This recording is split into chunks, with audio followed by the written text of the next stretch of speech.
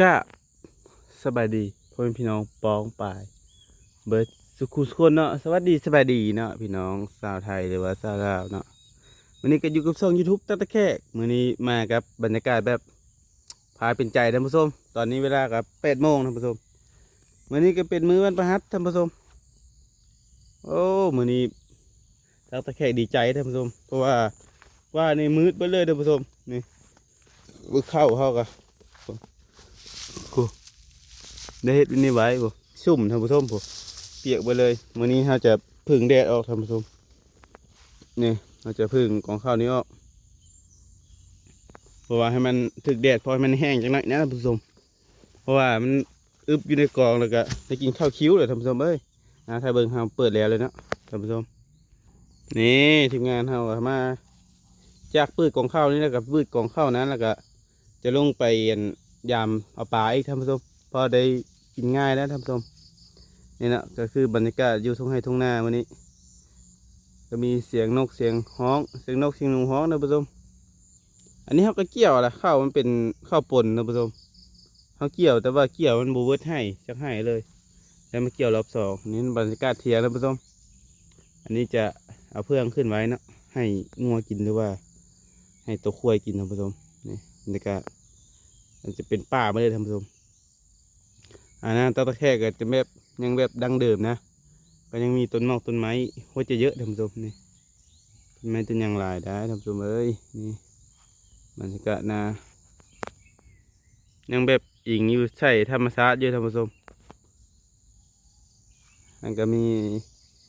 นี่หนองน้ำท่านผู้ชมชาติที่เฮาแล้วเกี่ยวข้าวเกี่ยวอย่างก็ดูดท่านผู้ชมนี่เราจะปื้ของข้าวกันเราไหมเดี๋ยวท่านผู้ชมจะได้เอาพึ่งไว้ให้มันแบบถึกไอแดดนะท่านผู้ชมนะนี่มันก็ยังบ่แห้งได้ท่านผู้ชมไหมนี่ก็อยากคิวๆนึงละคิวๆนิดนึงนะท่านผู้ชมผมเป็นยังใครก็มันตากอยู่ทุ่งหน้านะเดี๋ยวท่านผู้ชมนี่มันเกิดเป็นเชื้อราเลยแล้วก็เดี๋ยวตากออกนี่ทุกมือท่านผู้ชมมือใดมีแดดนะว่านี่ก็ออกแต่ว่าบ่มีแดดเดี๋ยวท่านผู้ชมผมออกข้าวละโอ้เกินแล้วนี่ท่านผู้ชมนี่พูดนี่โอ้ยเป็นนิดบาทเนี่ย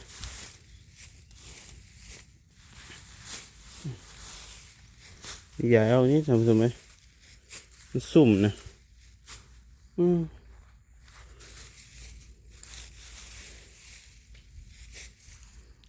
ตากได้ช่ำนี้ท่านผู้ชมแบบทางมันยังมีขี้ตุ่มหน้ารถปั่นก็เข้าไปท่านผู้ชมรถนวดเข้าก็ยังเข้าไปได้เอาไปเบิ่งกองที่สองต่อท่านผู้ชมกองนี้เปิดแล้วเปิดกองที่สองมาเนี่ยท่านผู้ชมนี่มากนี่ท่านผู้ชมเคยกินบะอยู่ประเทศลาวหมักส้มหม้อท่านผู้ชมมันจะออกแบบส้มๆผัดๆนะท่านผู้ชมนะบ้านท่านผู้ชมเคยกินบะนี้ต้น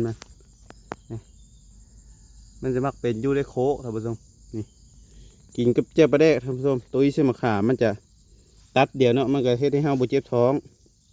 เกิดว่าหมักส้มหม้อนะท่านผู้ชมนะเอามาแล้วเปรี้ยวปากท่านผู้ชมเก็บใส่ขู่กันท่านผู้ชมเคยกินกับเม้นมาเด้ออยู่ทางประเทศไทยจะค่อยใหม่เนาะนี่มาสไตล์แบบนี้แหละนี่ท่านผู้ชมนี่ไปกินกับส้มมะขามผมเลยนี่ก็ล้มไปละยอดท่านผู้ชมกินแบบตุ้ยกับมะขามข้าวเดียวป้าตุ๊ปัดสงแงงท่านผู้ชมจะเก็บผักสงแงงให้ท่านผู้ชมบ้างเด้อต้องหากันโอ้แถวนี้โว้จากนี่ท่านผู้ชมหน้าเฮาอยู่เทิงหาสงแงงเยอะท่านผู้ชมไปดูหาสงแงงกันนี่ท่านผู้ชมเห็นแล้วกินท่านผู้ชมบ้างกินกับส้มมะขามท่านผู้ชมผักสงแงงตุ้ยบักส้มหม้อป้าตุ๊ท่านผู้ชมเอ้ย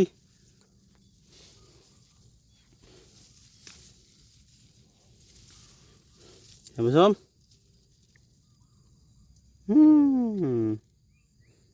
ให้ท่านผู้ชมมันเบิ่งเด้ท่านผู้ชมหอมท่านผู้ชมเอ้ยท่านผู้ชมหอมเฮ้ยหอมชื่นใจท่านผู้ชม บรรยากาศอยู่ให้อยู่หน้าท่านผู้ชมไปกินก็ส้มปลาแดกท่านผู้ชมหอมๆสะแงงคู่ตัวนี้ท่านผู้ชมกินกับส้มมะขามท่านผู้ชมไปเชื่อให้เบิ่งเอาปืดของข้าวของนั้นท่านผู้ชมบรรยากาศห่วงข้าวท่านผู้ชมกะมันนี่กะโอเคอยู่หอนๆมันนี่กะนี่ท่านผู้ชมกองนี้เขาว่าน่าจะบุเปิดได้ท่านผู้ชมนะนี่ก็เขาเฮ็ดเป็นหู้ระบายลมเข้าลมออกท่านผู้ชมปีนี้ก็เฮ็ด3 ทุ่งท่านผู้ชมเอ้ยปีนี้ให้ท่านผู้ชมเบิ่งดิกองข้าวนั่นจะเป็นกองข้าวหน้านั้นท่านผู้ชม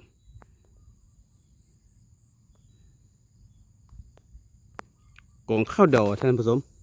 กองข้าวดอรอแผนท่านผู้ชมแต่ว่าเขาบอกให้เปิดว่ะเขาเบียกเปิดเป็นไรท่านผู้ชมเพราะว่ามันบ่ซุ่มตัวนี้นะตัวนี้มันข้าวมันแห้งเลยตัวนี้แต่ว่าจะเป็นก็ได้เปิดขี้เจ้าเลยท่านผู้ชมบอกเนาะไปเอาไปนั่นก่อนพยายามเบิ่งตอนนี้ก่อนมื้อนี้จิมานหรือบ่มานผู้เฮาแล้วเฮาสิมาเปิดท่านผู้ชมเสียงนกเขาฮ้องท่านผู้ชมบรรยากาศอยู่หน้าท่าแขกสปปลาวท่านผู้ชมบรรยากาศแบบต้นไม้ก็ยังหลายเลยท่านผู้ชมเอ้ยเราก็สามารถยินเสียงนกเขานกหยางฮ้องก็เต็มท่านผู้ชมนี่จะเป็นทุ่งนาตอนนั้นจะเป็นป่าดงใหญ่ท่านผู้ชมเอ้ยป่าอะไรนี่ก็จะเป็นหน้าเบลเลยท่านผู้ชมนะหน้าเบลเลยบรรยากาศอยู่หน้าท่านผู้ชมนี่จะเป็นให้ตะแฮกท่านผู้ชมนี่มันก็ให้น้อยๆเด้ให้ตะแฮกเด้อันนี้คือข้าวแห้งหน้าเนาะงามท่านผู้ชมให้ก็โอเคเลยท่านผู้ชมนี่ท่านผู้ชมให้สอนข้าวท่านผู้ชมงามท่านผู้ชมนี่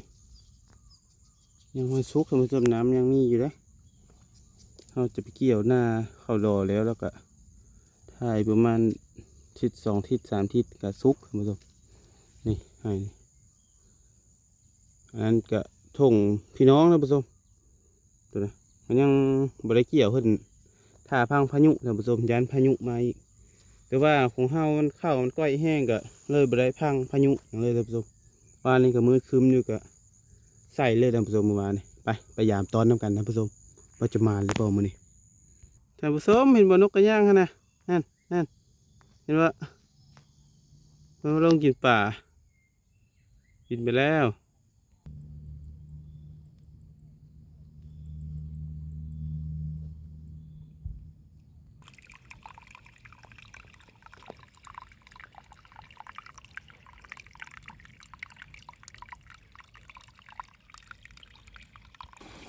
นี่ก็จะเป็นบรรยากาศตอนของตักแหกท่านผู้ชม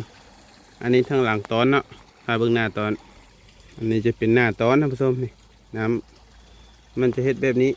เราจะตานไว้เนาะเอาพุ่มมาอย่างใส่ได้ท่านผู้ชมยามไม่เขาจะมาหลักสิทธิ์แคมนี่ก็จะมีแกองกอหน่อไม้ท่านผู้ชมนะกอหน่อไม้กอหน่อหญ้าติ้มท่านผู้ชมอันนี้ก็หน้าตักแหกกับเขตนี้หาทีอย่างนั้นท่านผู้ชมเฮกตาร์ปลายท่านผู้ชมได้ปีงามก็ได้60 กระสอบท่านผู้ชมปีงามแล้วก็70ท่านผู้ชมก็ถือว่าโอเคได้สำนี้ได้ ท่านผู้ชมมีหมาจังมาให้บ่ฮู้บุกกาเมื่อท่านผู้ชมไปเบิ่งเฮายามตอนเนาะสิได้หรือบ่ได้ป่า มื้อนี้ผิดหวังท่านผู้ชมนี่2 ตัว ปลากระรอก2 ตัวกับเขียดหน้าบักหอยพอได้แล้วง่ายคำนึงท่านผู้ชมแต่พอให้โยเข้าลงท้องเจียวชนะไม่ร้ายท่านผู้ชมสุดท้ายนี่ก็จบคลิปไปใช่ไหมท่านผู้ชมเก็บบรรยากาศว่ามาตอนท่านผู้ชมผู้เบิ่งผู้แนมเนาะบรรยากาศบ้านนอกของนาเฮาอยู่แล้วท่านผู้ชม